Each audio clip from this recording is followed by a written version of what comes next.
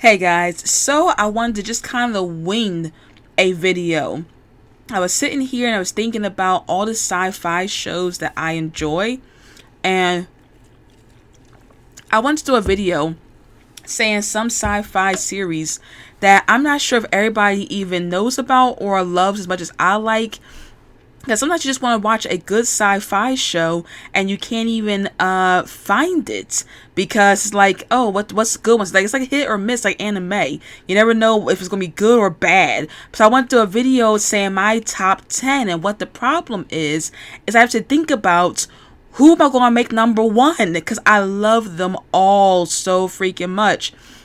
So I'm going to kind of use my hands. So I told you I'm winning. I am winning, but I am winning it. So let's see, because they all are almost equal to me, and like love some of them at least. So let's just go through it. Okay, number 10. I loved Stargate Atlantis. Stargate Atlantis was a freaking good series. I can't believe I'm saying it, because when I was younger, I didn't like Stargate, but now that I'm an adult, I freaking love Stargate. I can't believe it. But Stargate Atlantis is a good series if you see it on like Netflix, or where did I watch it at? I forget. I think I watched it on Amazon Prime or something. But if you see it, watch it. Stargate Atlantis is awesome. Let's see. Oh, so now Stargate Universe. Number 9, Stargate Universe is so freaking good. It's another Stargate, but Stargate makes a lot of different series, and each series is nothing like the first one. It's they are all so different. Stargate Universe is about a crew who gets stranded on a ship called the Destiny, and they get zoomed out into a different galaxy, and they are just trying to get home, and they are out in this a lot of struggles, and they still have the Stargate, but for some reason they can't phone home. And then you got this guy, if you like the series Once Upon a Time, but it's not sci-fi, but if you like that series, it's got Rumpelstiltskin on it, the actor that played Rumpelstiltskin on it from that series on Stargate, and he is so evil. He be setting everybody up to die as long as he gets what he wants. So he's still an evil character, and that's why I loved him in it. He's one of my favorite guys. And that's Stargate Universe, where Stargate Atlantis is totally different. It's a whole different universe. Is a whole different crew, different people, but I love they like kind of like mix them up, because you'll get my favorite character, which is McKay. Freaking love McKay. He's so evil, and he's smart. And he was on he's a main character on Stargate Atlantis, where they live in Atlantis. They find the lost city of Atlantis, which is a flying spaceship itself, but it landed in this water planet. And then it flies back to Earth at the end. Oh, I shouldn't have said that. But like, it goes back and forth, but I didn't say too much. But McKay is so smart and evil, and like everybody is just such douches on that. Like, everybody on Stargate is a jerk, but you love them anyway, because they all are such jerks, but you still love them. And that's Stargate Land is totally different than Stargate Universe, but they both are really, really good series. And I didn't even get into SG1 yet, but like they're really good. I didn't watch SG1 yet, but I watched the movie that SG1 made. I have to go back and watch that, but the two that I did watch, Atlantis and Universe, are awesome. I love them. They are really, really good series. Oh, got that out. Okay. Number 8 is Hyperdrive. I actually like this series. It is so weird. Hyperdrive is a weird British sci-fi that makes literally no sense at all, but it's kooky, it's crazy. They have an android who is obsessed with chocolate, and she runs the ship. Not runs, like she's not in charge, but she like kind of just like moves around. It's like it's like the graphics is not even that good. It has no main story. The captain is incompetent, but they just walk around and live their lives, go on different adventures, and it's just so British. It's like you just watch and be like, it's silly. Like, there's nothing seriously going on with it, but it's like, this is a silly behind show. It's like, why am I watching this? But you gotta watch it because it's just crazy. I recommend it. It is a weirdo show, but if you see it, I think you should check it out. It's not, I can't really give you a plot to it. It's just a good, funny, it's a comedy. It's a funny sci-fi. Nothing serious. It's all lighthearted. It's like whatever. Number, what am I on? I'm literally losing my hand. That was number 8. Oh, number 7 is definitely for, I think, Killjoys. Killjoys, I didn't watch every episode, but like it's a pretty solid sci-fi. Like I watched it, it seems like it's a good sci-fi. It's not my favorite, but everything seems really solid. It's a solid crew, a solid story. It's new. It's one of the more newer stories, and I like it. It's like, I want to get more into it, but I like it. I would actually make this probably a little bit further back on my list, but I'm kind of remembering as I go along.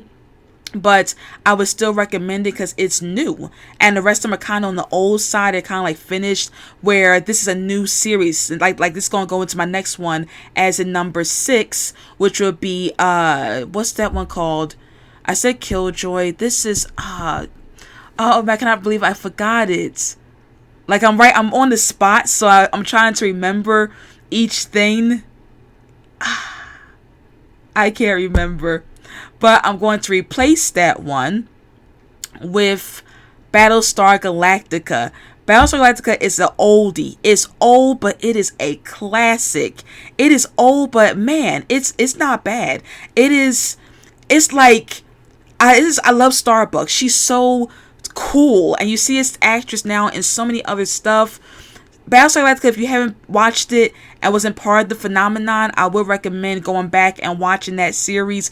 It's very similar to Stargate Universe, actually. Those two, I think, could actually go hand in hand in the same feel. Kind of dark, kind of rough, kind of lost, but it's kind of like dark and like spooky. I love it.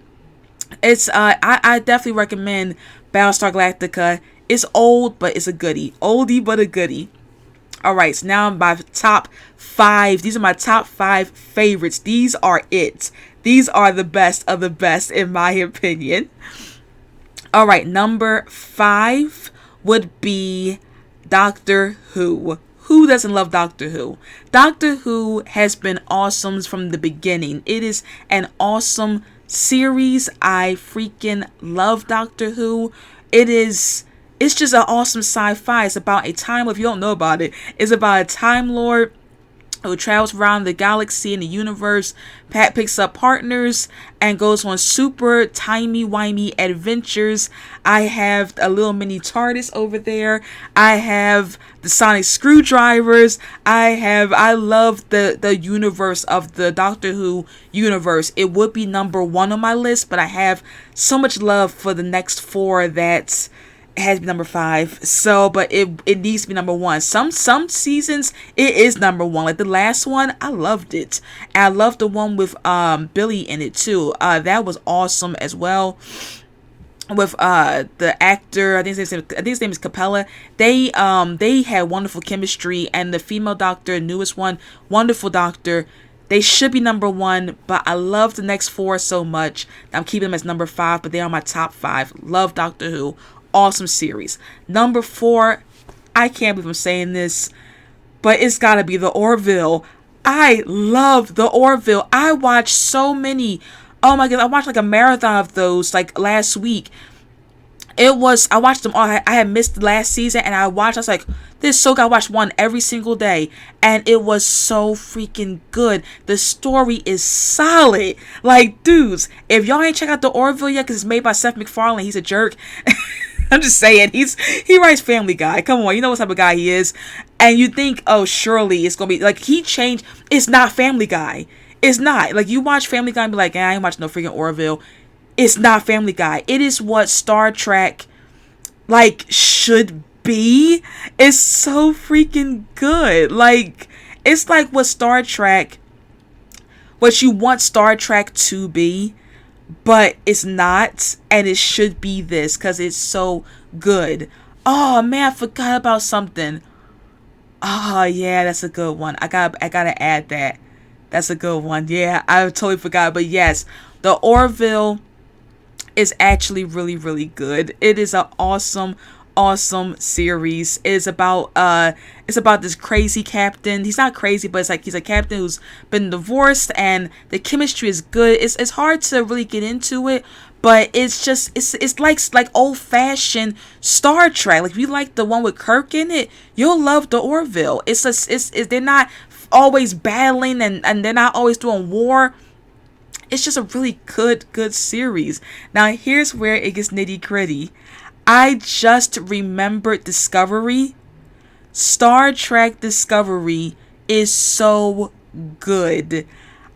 I am lost right now because the last 3 belongs to somebody else. But I'm going to just kind of like slide Discovery in there and just imagine it pushing somebody else back. Discovery was awesome, but I can't get rid of it. If y'all have watched Star Trek Discovery, it's so good. It's in my top 5, where top 5 doesn't exist. It's like it's imaginary finger top 5, because I already used them up. I only got 3 slots left. I need these 3 slots. But Star Trek Discovery would have pushed like Doctor Who back, and then Battlestar Galactica would go back, and then I would probably remove Killjoys because I don't really watch them. That's so mean. But they still belong on the list too. But that's kind of what would have happened if I had remembered Star Trek Discovery. Alright, so that's my final 3. I think y'all already know, because y'all know me, who's my final 3. Alright, number 3 is Farscape. It is an awesome sci-fi. The people of Farscape, when their show got shut down, they moved to SG-1. Ironically, they got Crichton and Aaron, and they moved to SG-1 of Stargate, which was difficult. That's why I hated Stargate for a long time, because I thought it was their fault that Farscape got destroyed, and I was mad. But then I actually ended up loving Stargate later on. But Farscape is awesome. It's about a astronaut who gets sucked through a wormhole. He's from Earth, and he is thrown into like a different like part of the universe, and he's got all these aliens, and it's like kind of like a Wizard of Oz thing, because he accidentally kills this crazy commander's brother, and because of it, he's new to all this. He tries to go after him and tries to kill him, but luckily he's picked up by his prison ship of escaped prisoners. And you got a woman who's made of a plant, and you got this guy, his name is Zan, and you got this other guy named Cardargo, and then you got Rigel, and then you got Aaron, and she's like part of that whole thing, and they are running for their lives through this universe with this crazy man trying to kill Crichton, and he's trying to tell him, I didn't mean it. My ship got thrown out the wormhole, and I didn't mean to crush your brother. But he don't care, because like Commander Crace is just evil, and he ends up like being like on their side kind of later on in the series. And that is a classic. It needs to come back. They came back for a 3-hour or like a 3-movie miniseries called Peacekeeper Wars.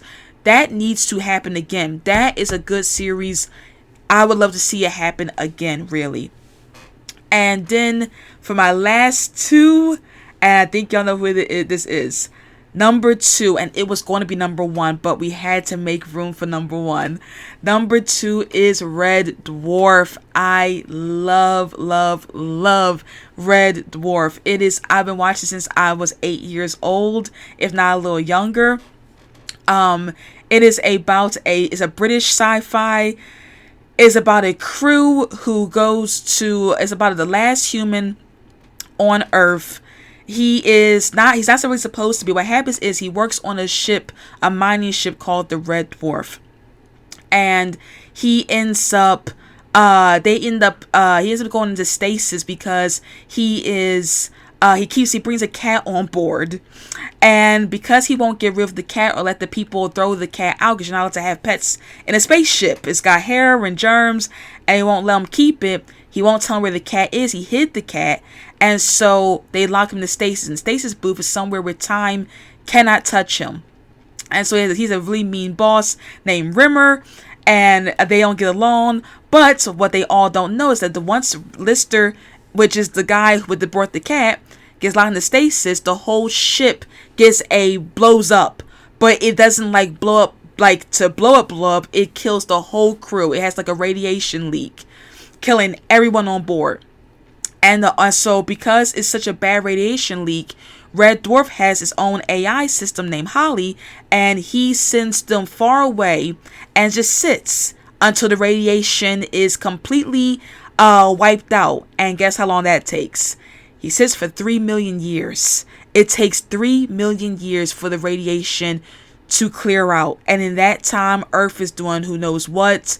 The cat that he brought on board has evolved because it's been 3 million years. So he now evolved into a person, and the cat was pregnant. So I guess there was a good time going on with the cats, and they turned to humans, and they were saved from the radiation. They was like in a storage area, so they couldn't get to the radiation, and so they were saved. So they become 2 people, but they leave the ship, and so they leave just the last cat because he's crazy. He stays on board, and then they let Lister out, and he comes out, and he is like, he's walking around the ship eating piles of dust, like, so Holly, where's the crew? And he's like, they're all dead, Dave. They are dead, because his name is Dave Lister. And he's like, why are they dead?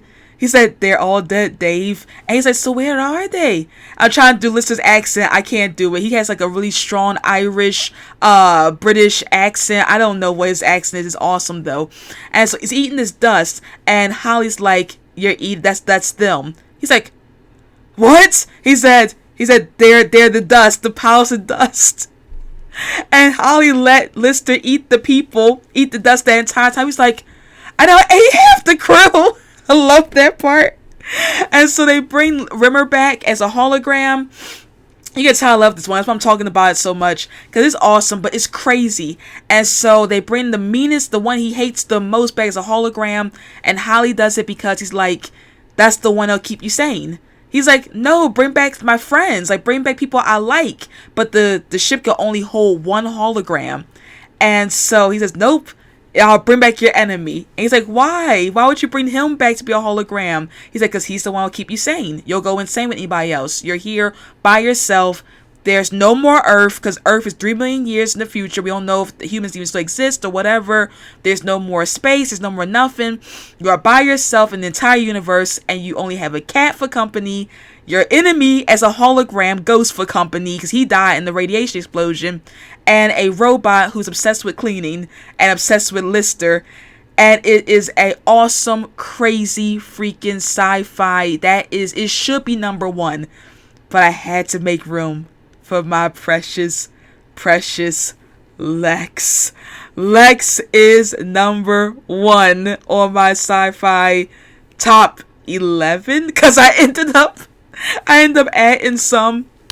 So, Lex. Oh, where do I begin? Let me get my drink. Oh my goodness. Lex is the craziest, wonderfulest sci-fi you will probably ever have the privilege of watching. It is so weird. Okay, so where do I start? It begins with 4 movies, actually. The 4 movies about a man.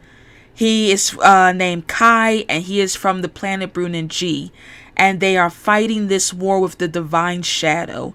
Well, they lose. They lose bad. And because they lose, they are wiped out. And Kai is the last of the Brunin G. His Divine Shadow says, I'm going to now kill you because you're the last. And there's a prophecy out on Kai that he would destroy the Shadow's order. And so the Shadow, in his arrogance, not only kills Kai, but instead of burning his body and destroying the prophecy, he turns Kai into a dead assassin, fills him with something called proto-blood, and makes him do all his killing for him as like a spit in the face because his people were against that. He said, I'm gonna make you work for me in your dead state. So he's a dead body, basically, doing all his work, and he has no memories of what he was, and he just does that for 2,000 years. Now, after 2,000 years, there's a security guard named Stanley, a love slave named Zev, and their stories are awesome too. Stanley was someone who was part of Rebel Order, who was people who were against the Shadow as well, but because of his own nastiness, he wanted to go to a brothel, a space brothel, and so he gives up all the codes that were located in his tooth that held all of the information that could destroy the Order, the Shadow's Order. He gives it away because he went too far to go to the brothel out into space. He run out of energy, run out of power, and he has to give up to save his life to these guys who end up like sexually assaulting him. And after all that, he's made a security guard for the Shadow as well. The Shadow takes him in and makes him work for him. And then we got Zev is a really jacked up looking girl who is part of the wife bank. She was born in the box, raised in the box, her parents gave her away, and she's born and raised to become someone's wife only. In a box, taught how to be a Stepford wife, how to be the perfect wife, and then she's supposed to be given to the Shadow Order as well as one of their clerics or one of their high-ups. Well, she didn't turn out good. She was ugly. She just got really jacked up looking. And she put on her bridal gown, and she was about to get married at the temple, and her husband said, "Her? I'm not marrying her. She's ugly." And she punches him. And because of that, they choose to make her into a love slave and give her to any guy. She no longer gets to be a bride. She is now going to be altered. Her mind's altered, and it makes them fall in love with the first person they ever see, and she is his to do whatever he wants with her. And so they put her to the Shadow's Order. So though all three of those characters are part of the Shadow now, but the thing is, something goes wrong. There's going to be a rebel outbreak. They're going to try to destroy the whole situation that the Shadow got going on, and they don't make it. But who does make it is Stanley, the stupid security guard, Zev, the love slave, who for some reason doesn't get her love slave program, because while they're trying to fight the Shadow, the whole system his system's basically automated, gets messed up. So everything gets messed up because Stanley is about to lose his kidneys and his eye and something else because he was late to work too many times and he had too many strikes. And they don't play. They take parts out of a person to feed the Lex. Now that's what the series is named, the Lex. It's the most powerful weapon of destruction of the whole universe. It is a giant bug, and it can blow up full planets, and it belongs to the Shadow. But before he gets to even crack this baby out to test it out, the crazy crew of the Lex, which ends up being Stanley, he gets the key to it because the rebels, they all lose. And they give the key to him. They can't stand Stanley because it says his fault, and it is his fault that everything went bad. Worse than what it already was. And so he gets the living key. The key goes into his hand, and it goes in, and it's now only the Lex only will listen to him. And so Zev and Kai is after them to kill them, but something happens. Prophecy starts, and instead of him going to kill them, he gets his memories back. And it happens because he crushes a brain. It's a lot. I mean, seriously, it's a lot. And one of the brains holds all his memories because the brains are the past divine shadows. And that certain one, because they put their all brain into new bodies, and the essence of the shadow goes into each new body, and the brain is put into a high place of like is exalted, and it's like a little council. So Kai crushes it and gets his memories back, and he remembers who he was, and so now he turns on the Shadow, kills the Shadow, and prophecy is fulfilled. And now that's the end of the movies, no way, but it's a lot more to it. If I told y'all all about Lex, I'll be talking for 3 hours straight and be still talking. It is my all-time favorite sci-fi. Basically, it's about a crew of misfits who go through space in a powerful weapon system that is a living ship, by the way, so it has to eat. It doesn't sleep, but it does eat. It does sleep sometimes. And they eat whatever it eats. If it don't eat, they don't eat. and they go through trying to find a home, trying to survive. People come to kill them. Mandrick tries to destroy the whole universe and succeeds. And they go to another universe, a parallel one. And they end up going to even heaven and hell at one time, which is called Fire and Water. And they go to Earth, which is the end of the series. And Earth blows itself up, and it's a lot. And Kai becomes their friend, and Zev is in love with Kai. Her biggest thing in life that she wants is to be with Kai. But Kai literally cannot be with her in any way at all. He has no emotions. And he's dead. He really is dead. He doesn't even have any stuff. He has nothing to even be with her with. It's nothing there. It's just so mechanical. And so it's a lot. They even take his clothes off at one time. It's a lot. It's an amazing story. I love this series. It's my favorite.